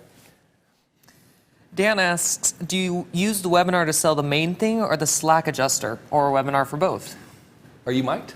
Yes. Tyler's Mike, the disembodied voice of Tyler Durden Dorsey. Okay, so when I started, all right, with my first book funnel, my client acquisition system was really my main thing, right? And so I really didn't have anything else. Since then, I've built the Current Inner Circle, which is a continuity program, which is awesome. There's probably a lot of members watching it. So if y'all are here, say hey, tell everyone that you like it, assuming you do. Can't imagine why you would be here if you didn't, really. So please tell everyone how much you enjoy it. So it could be both, right?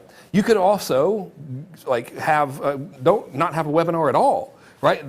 This thing that I just showed you, there we go. This guy right here, you don't actually have to present the webinar to people if you don't want to. The first function of this webinar, now we'll get this one. The first function of this webinar is to get it out of here, recorded, transcribed, turned into a book. So if you never want to even use the webinar, it doesn't matter. My man Lawrence, who sells the stock coaching stuff, no webinar at all, right? It is book, and then, hey, if you want me to help you learn how to do all this stuff and like really help you implement what you learned in the book, we can talk, I can do it. Boom, client's 30 to 100 grand. That's it, that's its entire funnel. Right? It's Zagula in financial services. No webinar whatsoever, right? Zero. It is book. Would you like me to help you with your estate planning? Boom. Right into it. Me, love webinar. Okay? Crazy about a webinar. I got one. It's really good. Brendan, I don't think he has a webinar. I think he goes book, one-click upsells, video sequence for an automated launch, right? Dean's got a webinar. Don't think Walker did, can't remember, right? Joe doesn't have a webinar. Joe Polish doesn't have a webinar. So you don't have to use it. You got to understand webinar's dual purpose. It can get book material out of your head, out of your mouth, recorded. Now it's a book, and it can sell things. But the two are not mutually exclusive. Okay. Alrighty, Greg Curtis wants to know, do you prepare for webinar with the dress rehearsal, or do you just launch it warts and all? No, I just launch it words and all. Yeah. And dude, so here's the thing. Okay, so you've seen us. We've screwed up during this thing, right? And I'm like, all right, which one am I looking at and stuff? And I was going through the comments with Tyler, and I'm like, and Andrew's like, oh, dude, we messed up. The mic wasn't on. I'm like, I think people actually enjoy it when it's more real anyway. And the comments actually confirmed that. So as long as you're relaxed in doing it, and you're not freaking yourself out, and you're not stiff, and you're just being nice and helping people, You can screw up on the webinar a million times. I mean, I screwed up trying to show you the coolest part. I was like, I can't wait to show them what yesterday's numbers and this morning's numbers were. And then I forgot to build one of the slides this morning. It was at 6:30 in the morning. Then I got them out of order, and I'm having to be like, wait, where the hell was the slide? Didn't matter. You guys still had a good time, right? So if you want to do a dress rehearsal, do it. But just do it, okay? Just get one done. And especially if the only purpose of the webinar is to make the book, because you can screw up in the book all the time, in the webinar and the transcripts, and your editor's going to cut that out. Remember the golden rule. Make webinar, record it, get it transcribed, never look at the transcriptions, okay? This is you. When they send you the transcriptions, you're like, you go to your friend, you go, dude, would you forward these transcriptions to the editor? I don't want to see them. Because if you see them, you're going to be like, what in the mother of all that is holy is this crap? Because it's all these run-on sentences and the grammar's going to look weird and you're going to be like, oh, this sucks, don't use it. But then if you send it to an editor and you get back what the editor sends you, which again is someone on Fiverr for like $100, seriously, I mean, I'd love to make it sound like there's some magical process for finding an editor on Fiverr. There's not. Go to Fiverr.com, click on Writing and Editing Services, click on Editing, choose whoever's got really good ratings, go, will you edit this thing? They'll be like, yeah, that's it. There's nothing to it at all. What you get back from them, that's either going to be completely usable or about 80% there where you're going to want to go in and tweak stuff. So it's so much better. But whatever you do, don't try to make the webinar perfect if you're just transcribing it for a book. And don't look at the damn transcripts. I made that mistake myself, trust me. Almost lost a whole method because I was like, there's no way this is going to come out well. But I trusted the process, sent it to an editor, it came out perfect. Very nice. Chad's in personal development, and he wants to know, would you recommend a webinar as the sales vehicle for a coaching program versus 3 videos that break the webinar up into 3 parts, making it more digestible? Well, what I'd really recommend is both, my good man. So, a webinar is very similar in structure to a product launch, it's just delivered all at once, right? So, you teach like the 3 big things in a webinar.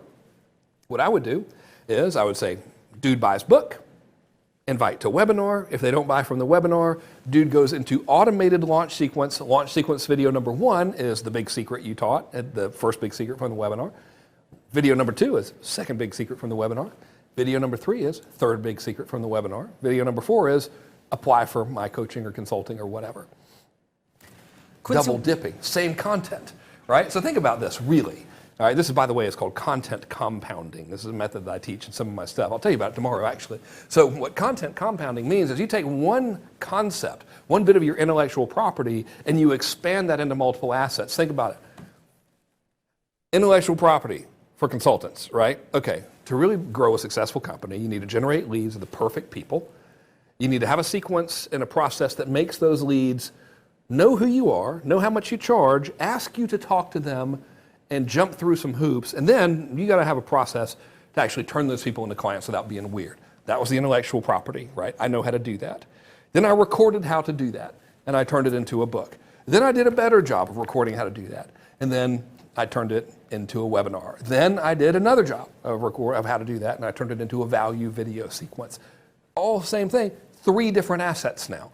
Okay, so you can keep reusing the same assets in different parts. You see, so that's why I really can't illustrate strongly enough what we said this morning, which is the shift to the billionaire mentality. If you missed it, you missed out, which is we never want to think products and promos, we want to think assets. How can we create things that will continually pay off forever? And if you make that shift and you start looking at even something so simple as a book, then you'll realize, well, wait a minute, if I build this is something I could use for years. Guess when I wrote this thing? 2012, I think. I might actually have the copyright date in here somewhere. Oh, it doesn't have it anymore. Yeah, I think it was 2012 I wrote the first one, right? And then I made I think a slight adjustment to it when I re-released it last year. It's still selling. This has been my main funnel since May of 2016. Same thing, dude, all day, every day. Built it once, pays forever, right? That's an asset. Next question. So weird not having y'all here, by the way, listen to that. I never get used to that. Right. You know. Quincy wants to know, how do you provide excellent content for your webinar and book without taking away the need for your product or service? Oh, dude, there's always going to be a need for the product or service, right? I mean, you could take, for example, this is actually a classic proof of that right now. So everything that I just told you to do is really it. that's all you need to do. But if I were to say, okay, and now if you really enjoyed this, we're going to have a workshop, and I'm going to walk you through each one of these steps individually, and I'm really going to help you do it. There's a percentage of people who are like, oh, dude, sign me up. That sounds great, right? We always want more. Why is it that we always want more? Because what is a book buyer? They're a book what? A book buyer. What did we learn? A buyer is a buyer is a buyer is a buyer. They're always going to want more stuff. Not all of them, right? But a percentage of them are going to want to keep on continuing the journey. Okay, so make it as good as you can. Help them as best you can. Like, don't worry about like, oh, I'm going to help them too much. They're not going to want it. The only thing you want to avoid is bogging them down. Bogging them down is getting them tied up in so much minutia that they get bored. And they're like, oh, I can't, I don't want to do it. Right? That's your only disadvantage. You're never going to over-help them in any of this stuff. Alrighty, Martin wants to know, what do you suggest, or would you suggest inserting humor to emphasize key points with wide contrasts? Okay, one more time. Would you suggest inserting humor to emphasize key points? I guess. Yeah, I mean, why not, you know? But don't do it for the sake of being funny. Like, don't try to be cutesy or whatever. So if you could just be like, here's what to do and here's why to do it, great. If you can make that funny, great, but don't sacrifice the quality of the information with humor, you know?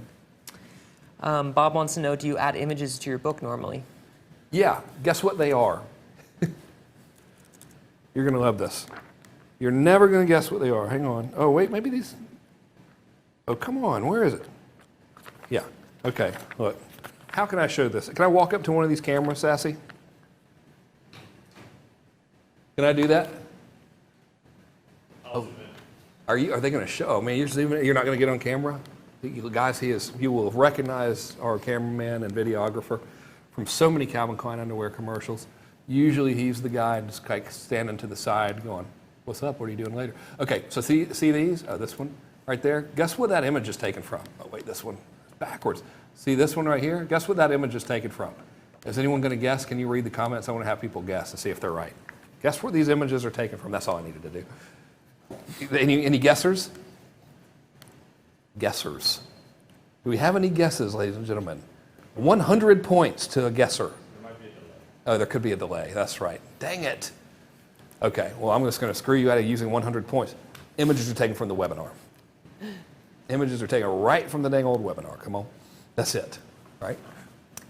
Alrighty, Vivian wants to know, she was taught at other webinars that she needs to create a relationship before she can sell. Can she sell the first time she does an ad on Facebook and use that system? Yes, you should. Yeah, so if we can... Oh my God, all the guesses are coming in. All the guesses? Oh, sorry, guys. Everyone wins 100 points now. The first, you don't have to show it. The first 4 steps of the webinar, confirmation, difference, bond, and payoff, guess what that's doing? That's building a relationship, right? That is totally building the relationship right there. So yeah, as long as you do those first 4 parts, you should sell. And you know what you should also do? Is follow up with the people who buy with more value and restate the offer. That's where the real money is.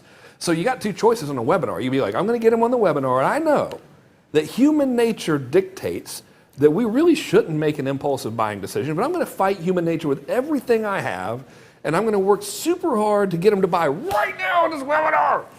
And then I'm going to sacrifice having a good relationship with them. Or I could just be like, hey man, human nature is human nature. Ain't no point in fighting it. I'm going to be real cool to these guys. I'm going to do the best job I can making the offer, but I'm surely not going to sacrifice the relationship I built with them. Instead, I'll just follow up with them later and see if I can serve them more and answer any questions they might have had and try to restate the offer. Guess which one works betterest? Door number 2, right? Do door number 2. Again, though, this webinar that I just showed you, like this works, but I really showed it to you so I could get you to do steps 1 through 4 and just get your dang book done. Because you'll get your book done. So if you don't have the thing to sell, if you're freaked out, just do step 1 through 4, get your book done. Guess what's going to happen? You're going to be like, holy crap, I have a book now. I'm extremely motivated to do the other stuff because I got the big thing done, right? Who's next, Tyler? Brian says, you make this look so easy, Frank. Why aren't more people doing this? Is it fear or overwhelm? I don't know. I don't believe anyone has ever publicly taught, hey, thousands of people, come and learn how to create a book funnel for absolutely nothing. So maybe no one's really been shown how to do it. I mean, is there a training on how to do it anywhere? I learned it by watching Brendan, and I was like, I saw Brendan do it. I called him, I was like, dude, did that work? He's like, yeah, here's how to do it. I was like, I gotta go. Should have not have like hung up, right? I should have listened to him. He's a pretty smart guy. I'm like, okay, I watched everything. I'm gonna do it. And you know what? It worked. I just modeled what he did, and I was like, I'll be damned. And the first one, some of y'all who've been around for a while, I like didn't even have a title for the book. I was like, screw it, I want to do this. This is gonna be awesome. So I got newsletters that I'd written in 2005 called the Underachiever Method, and they were really good newsletters, and I put an archive of them, a couple hundred pages, and I put them into a book format. It was a spiral-bound book format, and I couldn't even come up with a title, so I put a big question mark on the book, and I presented the book as, this is called the book with the big-ass question mark on the cover. And that was the name of the book, because I didn't want to wait around. I'm like, screw it, I'll just see what happens, and it worked. And I made money doing it, and there wasn't even really a back end. It was just buy the book, one-click upsells, the end, right? And here's what's amazing. So that was in 2011, where I did my first one. And guess what the one-click upsell was for that? Video Black Box. Guess what my one-click upsell is right now, all these years later? Video Black Box. This is what I mean. If you stop thinking about products and promotions, what's the newest thing I can do, and start thinking about assets, you can create a thing one time that will continue to pay you forever. I've been selling Video Black Box every single day since 2011. It's really good. Whereas someone with a fragmented attention span that doesn't realize it's not about products and promotions, it's about assets, long-term success, would have gone on to create a million other things, right? It's unnecessary. Let's get a system, put the system in place, keep doing what works. Okay. I like to end every question with okay.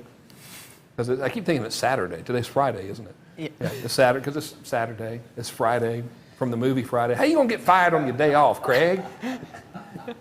Look, man, it's Friday. You ain't got no job. Is this worth pursuing if you only have a few $100s for ads?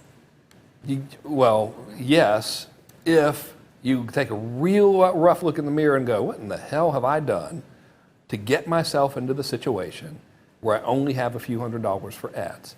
And then the second question is that really true? Do I really only have a few $100s for ads? What if I stop spending money in these categories which don't really serve me, that I enjoy, but they don't really serve me, right? What if I like ate at home instead of going out to dinner? What if I didn't smoke cigarettes? What if I didn't buy beer every Saturday? Not to say you are, I don't even know who's asking the question, right? But the bigger thing that I want to address is how did that happen?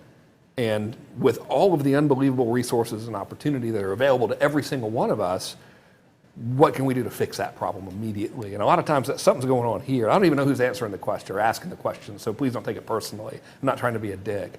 But that's rarely a factor of, well, you know, something didn't work or blah, blah, blah, or I didn't come from the right family or I don't have the right degree or whatever. I didn't either. Okay, so fix that. Whatever it is, let's get that fixed. Like, it usually starts with a rough look in the mirror. That's not fun a lot of times. I've been through it several times, and it's worth the effort to do. Probably not we got to have another one, because that's not a fun one to end on, you know, but I'm not going to give you a bullshit answer. You know what I mean? Yeah, bro, do it. Only $200, you'd be a billionaire. Now it's going to be hard. And especially if you're in that situation, something's going on that's got you there, and we got to fix that as well. We got a lot of questions. Is any webinar softwares you recommend? Yeah, sure. EverWebinar is awesome. Karma wants to know, what about presentations like Russell Brunson's that don't have much actionable stuff, just stories? How do those work out versus education? I like his stuff. So I don't know. I get a lot of stuff. You know, I learn from his stories. So I watched some of his stuff recently. That's where I got the idea to make this thing from, to draw. I was like, man, Russell got away with just drawing stuff. You know, you see how pretty my slides are. I was like, I don't want to have to make those slides. I wonder if it'll work if I can just draw things. So I think stories can actually be very, very beneficial. And I'll tell you now, his stuff, if you were to do a webinar battle, right? And if I had to pitch the same thing that he had to pitch, he would sell more than me. Okay? He definitely would. Now, I like Russell's stuff. I like him. So I would maybe have better long-term success with that same audience because I nurtured them a little bit more and make it in the follow-up and kind of do that results in advance thing. But I don't know, man. I think old Russell stuff is pretty good. Alrighty, JP says, you always come up with great names and super simplistic concepts for your programs. Do you just come up with these or do you spend time brainstorming them? I come up with super simplistic things because from the age of 15 until like 41, I partied like Keith Richards. And as a result of that, I have roughly 14 functional brain cells, and 7 of those 14 are staring at the other 7, wondering if they're going to attack. So I don't really have that much mental capacity. So for me, it's got to be super simple, right? So it's just a function of like, I am physically incapable and mentally incapable of handling great deals of complexity. So for anything to work, I've got to keep it super simple. By the way, if you want the notes to this, I think a couple people asked, it'll be delayed if you want these slides for the webinar stuff. I've already got these ready to go, though if you want the drawings, just text notes to 858-239-1008. You'll get an automatic reply that's like, hey, are you sure it's cool for us to text you this stuff? You got to say yes, and it'll say, hey, what's your name and email address, and we'll send it to you. It's pretty cool. You can have it. I think the big PDF with all this stuff is ready to go. It's a giant file, so it's yours for the taking if you want it. All right, who next, Tyler? JD said, which is the best platform to start advertising on, Google, YouTube, or Facebook? I like the Facebooks. Facebooks are working pretty good. So here's the common thing about Facebook. People say, my people aren't going to be on Facebook. Nope. Dude, everybody's on Facebook. I mean, our president's on Twitter, which in and of itself is a little, you're like, okay. Are you talking to my teenage daughters on Twitter right now? I mean, you guys arguing over the Kardashians or something? But nonetheless, everybody's on social media. And what's cool about Facebook is their algorithm. All right? So what is not really talked about very much when it comes to getting traffic from Facebook is Facebook's got this algorithm that gets data from 2 billion people. And that algorithm will look at your ad, look who's responding to your ad, and then be like, we need to crawl through our database of 2 billion people and find more people like that. And if you give that sucker some time, you can really get amazing results on it. Everybody's there. You can be set up really, really quickly. For me, I think it's the best first step. And a lot of times, a lot of people, it's the only step because it works so well. You threw the term EverWebinar out there. They want to know what that means. Really? Oh, it's a software. Man, we should be affiliates for it. It's awesome. It's like the brother of Webinar Jam. So if you get Webinar Jam, they have this other thing called EverWebinar's automated webinar system. It rules. It's what we use. I can't believe everybody doesn't know about this thing. Andy Jenkins owns it. It's my neighbor, Andy, big muscular guy. It's awesome. Really, really cool software application. ClickFunnels does automated webinars too. I like Webinar or EverWebinars a little more personally because you can't stop and start the webinar on EverWebinar on mobile, where if you use ClickFunnels, I probably could be using it wrong, but you can just stop the dang webinar at any time if you're on a mobile, and it's weird. That could be operator error. I am the least technically proficient person in the world, but my personal preference for that is EverWebinar. Love me some ClickFunnels, though, for building web pages and stuff, so it's really awesome. Yeah. This person's afraid to speak on camera. They want to know if just a plain PowerPoint presentation would work in webinar style. Oh yeah, all of my, well, not all of them. I'd say of my entire life, 2 of my webinars have not been PowerPoint, and only 2 have involved cameras. So I've done a lot. I've been doing this since 1999. So I rarely do a webinar where I'm direct to camera. Yeah, so no, talking on camera is scary, right? It's unnerving right now. It's a little better now because it's been a couple hours, but like, 11 this morning, I'm like, geez, I'm freaking out right now. I can't see y'all. For all I know, they're like they're like, this is the worst thing I've ever seen. I'm just talking to this camera. You know, it's unnerving as hell. Totally cool to be on PowerPoint. That's it? Oh, all right. Thus ends our questions. Y'all, thank you so much. We're going to do this again tomorrow. We're going to start at 11 again, and man, you're in trouble tomorrow. I'll tell you what we're going to do. So we're going to begin by my giving you the frameworks for actually selling this stuff, right? So there is a framework for selling a book. There's a framework for a video sales letter that's educational for your one-click upsells. There's a framework for video sales letters that tell stories. I'm going to give you all of those frameworks first thing tomorrow, and then our second session tomorrow, I'm going to show you exactly what the 5 main information product types are that you can use as your main thing and that you can use as one-click upsells and bumps in your book funnel. On Sunday, I'm going to walk you through the 4 big ticket models that can be your main thing where the 10x profit multiplier lives.